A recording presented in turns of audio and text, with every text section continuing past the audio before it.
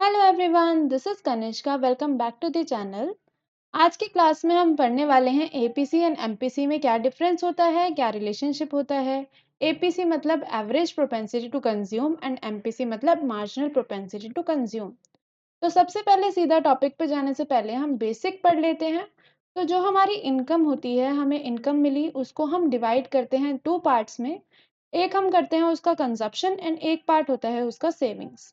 तो जो पार्ट हमारा कंजप्शन में गया इनकम का, उसको हम कंजप्शन फंक्शन बोलते हैं।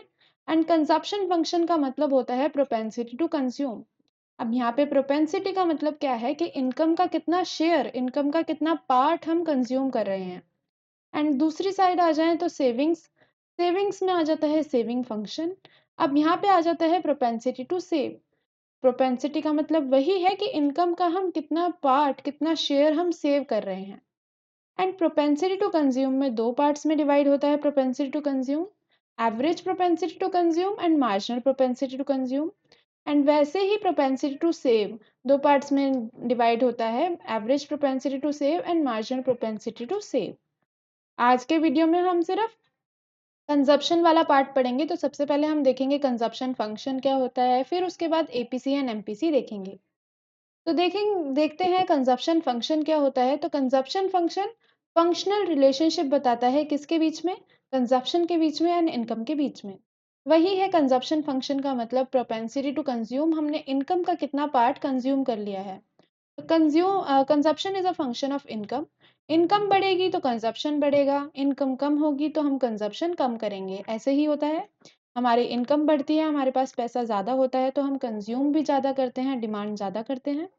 एंड वैसे ही ऑपोजिट वाइसा वर्सा, अगर इनकम कम होती है तो हम कंज्यूम भी कम करते हैं। तो ये हो जाता है फंक्शनल रिलेशनशिप कंजप्शन और इनकम का, इसको हम कंजप्शन फंक्शन में काउंट करते हैं। अब देख लेते हैं कंजप्शन फंक्शन का एक डायग्राम। तो यहाँ पे हमारी इनकम जीरो पे थी। अगर हमारी इनकम जीरो है, बिल्कुल निल है, जैसे हम बच्चे होते थे, जब बच्चे थे तो हमारी इनकम कुछ होती ही नहीं थी, तब भी हम कुछ ना कुछ कंज्यूम करते थे। तो यहाँ पे ज़ीरो इनकम पे भी हम कुछ ना कुछ कंज्यूम कर रहे हैं, जैसे 40 यूनिट्स हम कंज्यूम कर रहे हैं। तो इसको बोला जाता है ऑटोनॉमस कंजप्शन। ऑटोनॉमस कंजप्शन वो कंजप्शन जो हमारी इनकम ज़ीरो है तब भी हम उसको कंज्यूम कर रहे हैं। तो ज़ीरो इनकम पे भी हम कुछ कंज्यूम करेंगे, उसको बोला जाता है ऑटोनॉमस कंजप्शन। एंड हमारा कंजप्शन कभी ज़ीरो नहीं हो सकता। इनकम हमारी ज़ीरो हो सकती है कि हम ना कमाएँ तो चलेगा, पर कंज्यूम तो हम कुछ करेंगे ही करेंगे। लाइफ़ है तो हम कंज्यूम करेंगे, डिमांड तो कुछ करेंगे ही करेंगे। आगे देखते हैं, इनकम बढ़ गई, 0 से 100 हो गई। वैसे ही हमारी कंजप्शन भी बढ़ गई, 40 से 120 हो गई। तो हमने पहले रिलेशनशिप देखा कि जैसे ही इनकम बढ़ी कंजप्शन बढ़ गई। तो इनकम बढ़ने से कंजप्शन भी हमारी इंक्रीज हो गई। एंड ऐसे ही आगे चलता रहेगा, 100 से 200, 200 से 300। जैसे ही हमारी इनकम बढ़ती जा रही है, हम कंजप्शन भी बढ़ाते जा रहे हैं। 120 यूनिट से हम 200 यूनिट्स पे आ गए, 280 यूनिट्स पे आ गए, 360 यूनिट्स पे आ गए। अब यहाँ पे हमने इनकम और कंजप्शन का रिलेशनशिप देखना है।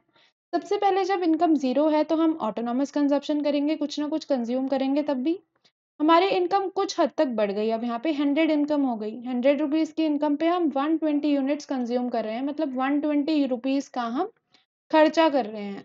तो यहाँ पे इनकम कम है, खर्चा ज़्यादा हो गया हमारा तब भी। इनकम कम है तब भी हमारा खर्चा ज़्यादा हो रहा है, मतलब हमने लोन वगैरह लेके या किसी से पैसे लेके उसको कंज्यूम कर लिया है। इनकम बढ़ गई।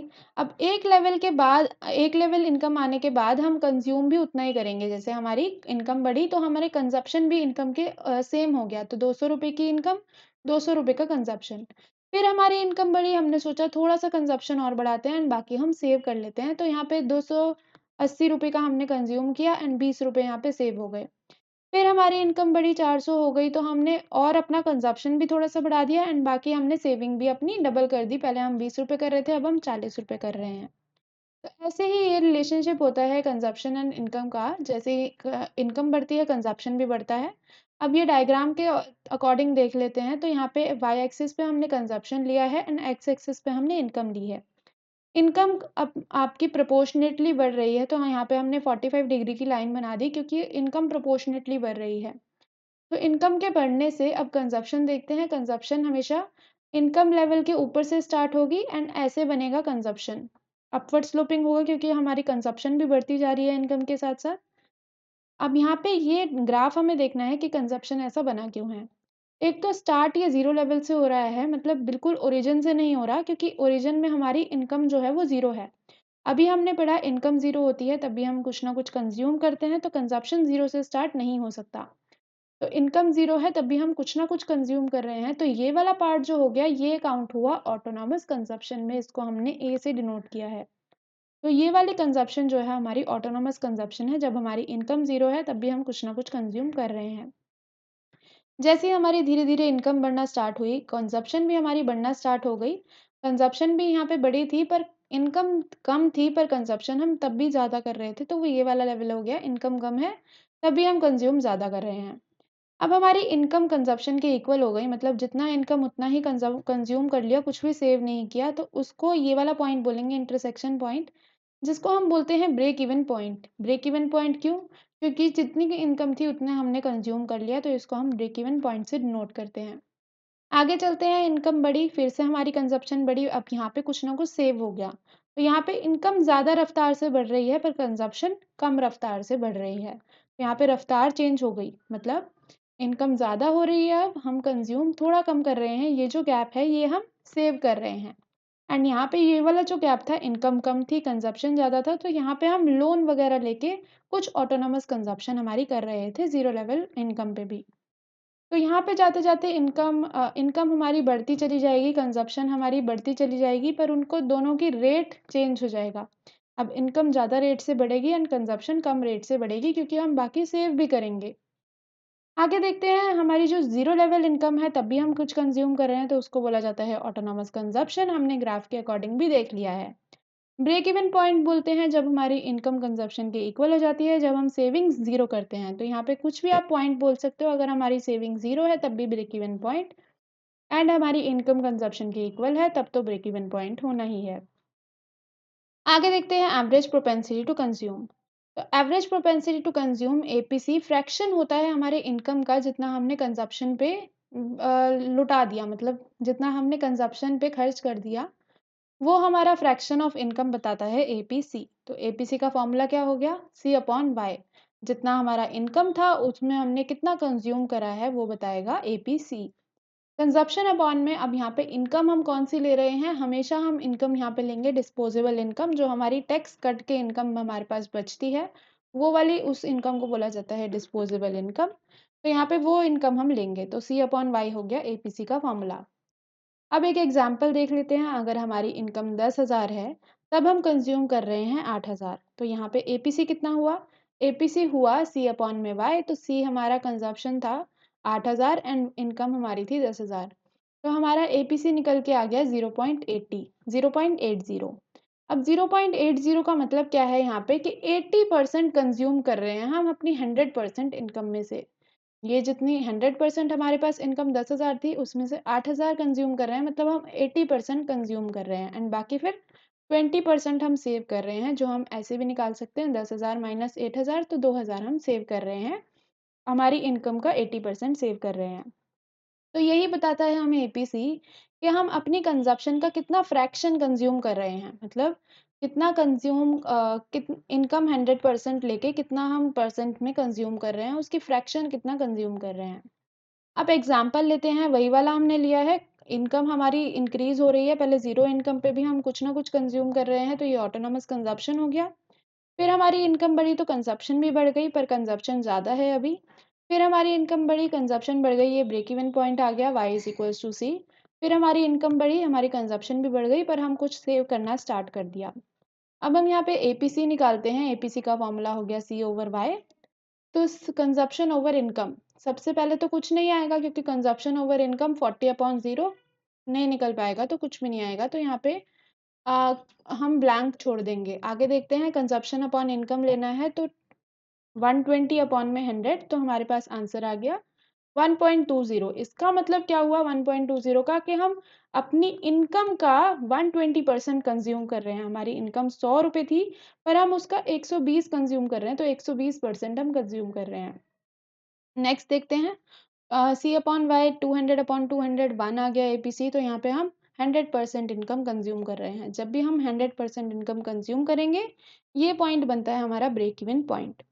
फिर नेक्स्ट देखते हैं 280 अपॉन 300, तो हम 0.93, ये हमारा एपीसी आ गया, मतलब 93 कंज्यूम कर रहे हैं, 93% ऑफ इनकम हम कंज्यूम कर रहे हैं।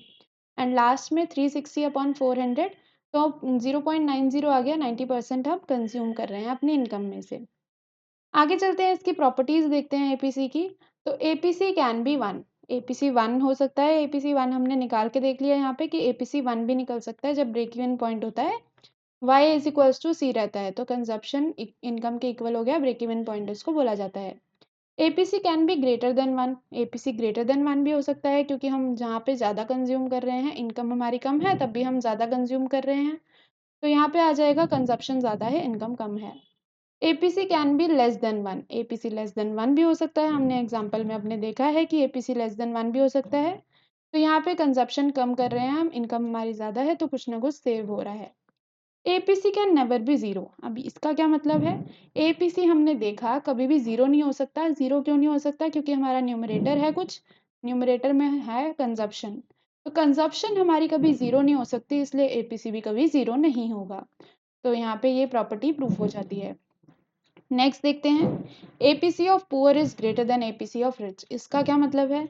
एपीसी जो पुअर का रहता है वो ज्यादा रहता है एपीसी रिच से। एपीसी क्या बताता है? हम अपनी इनकम का कितना फ्रैक्शन कंज्यूम कर रहे हैं। तो जो पुअर गरीब लोग होते हैं, वो अपनी इनकम का ज़्यादा से ज़्यादा फ्रैक्शन कंज्यूम कर लेते हैं, क्योंकि उनकी इनकम कम रहती है। तो अगर इनकम कम है तो हम ज़्यादा से ज़्यादा कंज्यूम करेंगे, सेव हम कम कर पाएंगे। तो यहाँ पे एपीसी पुअर का ज़्यादा आएगा अकॉर्डिंग टू रिच। वहीं पे रिच कौन होते हैं? रिच मतलब जिनकी इनकम बहुत ज़्यादा है, उसमें से वो कंज्यूम कम लेवल पे करते हैं ताकि वो सेव भी कर पाएँ। तो यहाँ पे एग्जांपल से भी देख लेते हैं, एपीसी ऑफ पुअर, हमने देखा कि हम इनकम है पुअर की 1000 रुपीज़, एंड उसमें से वो 900 रुपीज़ कंज्यूम कर रहे हैं, 100 रुपीज़ ही सेव कर पा रहे हैं। तो यहाँ पे से एपीसी निकल के आ गया 0.90, मतलब 90% वो कंज्यूम कर रहे हैं अपनी इनकम का। एंड वहीं एपीसी रिच का अगर हम देखें, तो रिच की हमने इनकम ली है 1 लाख रुपए, तो 1 लाख रुपए में से वो 70,000 कंज्यूम कर रहे हैं, तो सी में आ गया 70,000। 70,000 अपॉन 1 लाख, हमारा एपीसी निकल के आया 0.70। इसका मतलब क्या है कि रिच लोग जो हैं उनका एपीसी 0.70 है, वो 70% अपनी इनकम का फ्रैक्शन कंज्यूम कर लेते हैं। तो यहाँ पे हमने देखा कि पुअर का यहाँ पे ज़्यादा आ रहा है, 90% वो कंज्यूम कर रहे हैं, एंड वहीं पे रिच 70% कंज्यूम कर रहे हैं, तो ये हमारी एक प्रॉपर्टी बन गई। नेक्स्ट प्रॉपर्टी है, इनकम के बढ़ने से एपीसी कम होता है। कैसे? एग्जाम्पल में देखते हैं, जैसे जैसे हमारी इनकम इंक्रीज होती जा रही है, हमारा एपीसी लेस लेस लेस होता जा रहा है, क्योंकि एपीसी कंजप्शन का फ्रैक्शन बताता है। तो जैसे ही हमारी इनकम बढ़ती जाएगी, हम कंज्यूम कम करते जाएंगे, मतलब अकॉर्डिंगली लेवल उसका कम होगा। इनकम के अकॉर्डिंग कंजप्शन कम होता जाएगा, क्योंकि हम कुछ ना कुछ सेव कर रहे हैं, इसलिए एपीसी डिमिनिश होता रहेगा। जैसे जैसे इनकम इंक्रीज होगी, एपीसी डिमिनिश होगा। अब ये एक डायग्राम देखते हैं, इसमें हमें एपीसी निकालना है। तो ये हमारा कंजप्शन लेवल है, हमें ए पॉइंट पे एपीसी निकालना है अपना। तो ए पॉइंट पे हम इनकम लेवल कंज्यूम कर रहे हैं y1, एंड c1 कंजप्शन कर रहे हैं। तो यहाँ पे कैसे निकल गया? ओ से लेके c1, ओ c1 हम इतना कंज्यूम कर रहे हैं, एंड ओ y1 हम इतना इनकम है हमारी। तो ये निकल गया ओ सी1 अपॉन ओ y1, हमारा ग्राफ के अकॉर्डिंग एपीसी। अब देखते हैं, नेक्स्ट कंसेप्ट आता है marginal propensity to consume. Marginal propensity to consume क्या बताता है? हमारी अगर इनकम में चेंज होता है, इनकम जैसे ही हमारी बढ़ी, उससे हमारे कंजप्शन में हम कितना चेंज होता है। जैसे चेंज इन इनकम से हमारी कंजप्शन लेवल का हम फ्रैक्शन देखेंगे। अब क्या नहीं समझ आया? एग्जाम्पल से देखते हैं। जैसे ही हमारी इनकम इंक्रीज होती है 1000 से 2000 हो गई, अब तो यहाँ पे चेंज कितना है? हमारा इनकम में चेंज कितना आया? ये ट्रायंगल चेंज को डिनोट कर रहा है, तो चेंज इन इनकम आया 1000 रुपीज़ का। एंड हमारी कंजप्शन इंक्रीज हो गई, जैसे हमारी इनकम इंक्रीज हुई, कंजप्शन भी इंक्रीज हुई, 500 से 1000 हो गया। इसमें भी हम चेंज देखेंगे, तो चेंज कितना आया कंजप्शन में? 500 रुपीज़ का। तो यहाँ पे अब एमपीसी कैसे निकालेंगे? हम चेंज का निकालेंगे कि हमारी चेंज इनकम में से हमारी जितनी भी इनकम चेंज हुई, उसका कितना लेवल हम कंज्यूम कर रहे हैं, उसकी कितनी फ्रैक्शन हम कंज्यूम कर रहे हैं। तो यहाँ पे एमपीसी का फॉर्मूला हो जाता है change in C over change in Y. तो चेंज इन सी था 500 एंड चेंज इन वाई हमने निकाला है 1000, तो यहाँ पे एमपीसी आ गया 0.5। 0.5 का मतलब क्या है? 50%। तो हम अपनी बढ़ी हुई इनकम का, यहाँ पे आप देख सकते हो बढ़ी हुई इनकम का, चेंज इन इनकम का हम कितना कंज्यूम कर रहे हैं? 50% हम बढ़ी हुई इनकम से कंज्यूम कर रहे हैं। 1000 रुपीज़ का हम कंज्यूम कर रहे हैं 500 ना, तो 500 सेव हो गया। तो हम बढ़ी हुई इनकम का 50% कंज्यूम कर रहे हैं। आगे देखते हैं इसकी डेफिनेशन अब, कि ये MPC is defined as a fraction of change in income spend on consumption. जितना भी हमारा चेंज इन इनकम से कंजप्शन में स्पेंड हो रहा है उसकी फ्रैक्शन को हम बोलते हैं एमपीसी। एमपीसी का फॉर्मूला होता है change in C over change in Y. आगे देखते हैं एक न्यूमेरिकल। तो यहाँ पे हमारा वही न्यूमेरिकल हमने लिया है, वही टेबुलर फॉर्म लिया है कि इनकम जीरो है तब भी हम कुछ कंज्यूम कर रहे हैं, ऑटोनॉमस कंजप्शन हो गया ये। इनकम इंक्रीज होती जा रही है एंड कंजप्शन भी हमारी इंक्रीज होती जा रही है, पर एट द एंड लेवल जितनी इनकम है उससे हम कम कंज्यूम कर रहे हैं। अब यहाँ पे हम चेंज निकालेंगे, तो चेंज इन इनकम सबसे पहले जीरो है, इससे ऊपर तो कुछ है ही नहीं, तो यहाँ पे चेंज नहीं निकल पाएगा। नेक्स्ट लेवल देखते हैं, तो नेक्स्ट में हमारी इनकम 100 है, तो 100 माइनस जीरो करेंगे, यहाँ पे हम चेंज निकाल रहे हैं, चेंज ट्रायंगल से डिनोट होता है। तो 100 माइनस जीरो यहाँ पे आ गया 100 एंड फिर 200 माइनस 100 यहाँ पे फिर से 100। तो कितना चेंज हो रहा है? 300 माइनस 200 फिर से 100, तो 100 का चेंज आ रहा है यहाँ पे। कंजप्शन का देखते हैं, तो 40 के ऊपर कुछ भी कंज्यूम नहीं था, तो यहाँ पे हम कुछ नहीं लिख पाएंगे। 120 माइनस 40 करेंगे तो 80 चेंज आया कंजप्शन में। फिर से 200 माइनस 120 करेंगे, फिर से 80 चेंज आया। फिर 280 माइनस 200 करेंगे, फिर से 80 चेंज आया। एंड ऐसे ही 360 माइनस 280 करेंगे तो फिर से 80 का चेंज आया। तो चेंज इन कंजप्शन सेम है एंड चेंज इन इनकम भी सेम है। अब हम एमपीसी निकाल सकते हैं change in consumption over change in income से। तो यहाँ पे 80, कंजप्शन कितनी थी? 80 एंड इनकम हमारी कितनी चेंज हो रही थी? 100। तो यहाँ पे 80 अपॉन 100 हो गया, मतलब 0.8 आ गया एंड हर लेवल पे वही आ जाएगा क्योंकि सेम सेम हमारे यूनिट्स लिखे हुए हैं। तो 0.8 का मतलब क्या है कि 80% हम अपनी चेंज इनकम से 80% कंज्यूम कर लेते हैं। आगे देखते हैं इसकी प्रॉपर्टीज। तो MPC can be one. MPC one कब हो सकता है? जब हमारा change in income change in consumption के इक्वल होता है। अगर हम 100 ही चेंज कर रहे हैं इनकम में और हम पूरा 100 ही कंज्यूम कर लेते हैं तो हमारा एमपीसी वन हो जाता है। MPC can be less than one. Less than one कब? जब चेंज इन इनकम ज़्यादा है चेंज इन कंजप्शन से। चेंज इन इनकम अब ज़्यादा है चेंज इन कंजप्शन से, तो हमारा यही वाला न्यूमेरिकल एग्जाम्पल भी चल सकता है यहाँ पे कि एमपीसी लेस देन वन भी हो सकता है। MPC can be zero. MPC zero भी हो सकता है जब हमने सब कुछ सेव कर लिया, क्योंकि हमें जैसे हमारी बढ़ी हुई कंजप्शन कितनी थी? 100, तो हमारा कंजप्शन में चेंज आया 100, पर हम इनका कंजप्शन सॉरी इनकम में चेंज आया 100 एंड हम कंजप्शन उतना ही रखें, मतलब 40 का 40 ही रखें, तो यहाँ पे कंजप्शन का चेंज हो जाएगा 0। तो एमपीसी 0 भी हो सकता है, वहीं अकॉर्डिंगली एपीसी 0 नहीं हो सकता। तो यही हम रिलेशनशिप कर रहे हैं प्रॉपर्टीज के बीच में। MPC can not be greater than one. MPC greater than one नहीं हो सकता क्योंकि जितना भी चेंज हुआ है हमारी इनकम में उससे ज़्यादा तो हम कंज्यूम नहीं कर पाएंगे, क्योंकि हमें यहाँ पे एमपीसी की डेफिनेशन ही यही होती है कि इनकम में जितना चेंज हुआ है उसका कितना कंज्यूम हम कर रहे हैं, तो उसकी फ्रैक्शन ही निकलेगी, उससे ज़्यादा नहीं हो सकता। और वहीं एपीसी हो सकता है greater than one. MPC poor का कम रहेगा, रिच का ज़्यादा रहेगा। ये कैसे रहेगा? एग्जाम्पल देखते हैं। तो एमपीसी पुअर का हमने ले लिया कि 2000 चेंज आया है इनकम में एंड 1800 चेंज आया है कंजप्शन में। वो 2000 में से 1800 कंज्यूम कर रहे हैं एंड 0.90 आ गया पुअर का एमपीसी। तो यहाँ पे 90% वो कंज्यूम कर रहे हैं अपनी बढ़ी हुई इनकम से जो कि थी 2000। एंड एमपीसी रिच का, अगर हमारी रिच में मतलब चेंज इन इनकम हुआ है 50,000 का एंड हम उसमें चेंज इन कंजप्शन कर रहे हैं हमारा 30,000, तो 0.60 एमपीसी निकल के आ गया। इसका मतलब क्या है कि वो 60% कंज्यूम कर रहे हैं एंड बाकी सेविंग में जा रहा है। तो जितना भी अब यहाँ पे आप देख सकते हो कि एमपीसी पुअर का यहाँ पे ज़्यादा रहता है। नेक्स्ट देखते हैं, नेक्स्ट प्रॉपर्टी है एमपीसी मैक्सिमम होगा 1 पे एंड मिनिमम होगा 0 पे। मिनिमम 0 पे कैसे होगा वो हम देख चुके हैं प्रॉपर्टीज में ही, और मैक्सिमम 1 कैसे होगा, क्योंकि हम देख चुके हैं कि लेस देन 1 नहीं जा सकता, तो मैक्सिमम 1 ही रहेगा। ग्रेटर देन 1 भी नहीं जा सकता, सॉरी लेस देन 1 जा सकता है, ग्रेटर देन 1 नहीं जा सकता, तो यहाँ पे एमपीसी ग्रेटर देन 1 हो ही नहीं सकता, तो मैक्सिमम 1 तक ही जाएगा, और लेस देन 1 नहीं हो सकता, तो मैक्सिमम 0 तक जाएगा, मिनिमम 0 तक जाएगा। तो यहाँ पे एमपीसी 0 टू 1 के बीच में लाई करता है।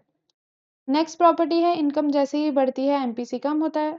ये कैसे? अब हमने तो यहाँ पे देखा कि एमपीसी कांस्टेंट है हर एक आउटपुट पे, तो ये भी होता है, पर इनकम बढ़ने से एमपीसी कम भी होता है। अगर हम कोई और न्यूमेरिकल एग्जांपल देखें तब इनकम बढ़ने से एपीसी भी कम होता है, एमपीसी भी कम होता है। एक और रिलेशनशिप हमारे सामने आ गया। पर इनकम बढ़ने से एमपीसी कांस्टेंट भी होता है अकॉर्डिंग टू कीन्स। ये कंसेप्ट दिया था कीन्स ने। तो कीन्स बोलते हैं कि एमपीसी कांस्टेंट रहता है इनकम के बढ़ने से। अब हम देख लेते हैं रिलेशनशिप जो हमें देखना था। हम प्रॉपर्टीज में रिलेशनशिप देख के आ चुके हैं, अब देखेंगे एपीसी एमपीसी में क्या रिलेशनशिप है। जैसे ही इनकम इंक्रीज होती है, दोनों एपीसी एंड एमपीसी दोनों डिक्रीज होते हैं, दोनों डिक्लाइन होते हैं, पर decline in MPC is greater. MPC का डिक्लाइन ज्यादा होता है। नेक्स्ट पॉइंट, जैसे ही इनकम कम होती है, दोनों इंक्रीज होते हैं, पर वहां पे एपीसी की रफ्तार कम हो जाती है, एपीसी का इंक्रीज होना कम हो जाता है। ऑपोजिट ही चल रहे हैं ये। जैसे इनकम इंक्रीज हुई, दोनों एपीसी एंड एमपीसी डिमिनिश हो गए, एंड जैसे ही इनकम कम हुई, एपीसी एंड एमपीसी इंक्रीज हो गए। एपीसी कांस्टेंट एमपीसी कांस्टेंट भी हो सकता है। एमपीसी कांस्टेंट कब होगा? जब हमारा कंजप्शन फंक्शन लीनियर होगा, तब हमारा एमपीसी कांस्टेंट होगा, जो कि कीन्स ने कंसेप्ट दिया है। एंड एपीसी कांस्टेंट कब होगा? जब हम कंजप्शन हमारा जो कंजप्शन फंक्शन है वो ओरिजिन से पास होगा। अगर हम कंज्यूम जीरो कर रहे हैं, हम कुछ भी कंज्यूम नहीं कर रहे, पर ये रियल लाइफ में पॉसिबल नहीं है कि हम कुछ भी कंज्यूम नहीं कर रहे, हम कुछ ना कुछ कंजप्शन करते हैं, तो उसको बोला जाता है ऑटोनॉमस कंजप्शन, जब हमारी इनकम भी जीरो होती है। पर हमारा एपीसी कांस्टेंट, हम ले लेते हैं एक हाइपोथेटिकल कंडीशन कि एपीसी कांस्टेंट हो सकता है, किस केस में हो सकता है? जब हमारा कंजप्शन फंक्शन ओरिजिन से पास होगा तब। तो यही था छोटा सा इसका रिलेशनशिप, इसका एक्सप्लेनेशन। आई होप आपको अच्छे से क्लियर हुआ हो। Thank you so much for watching. I will see you in my next video.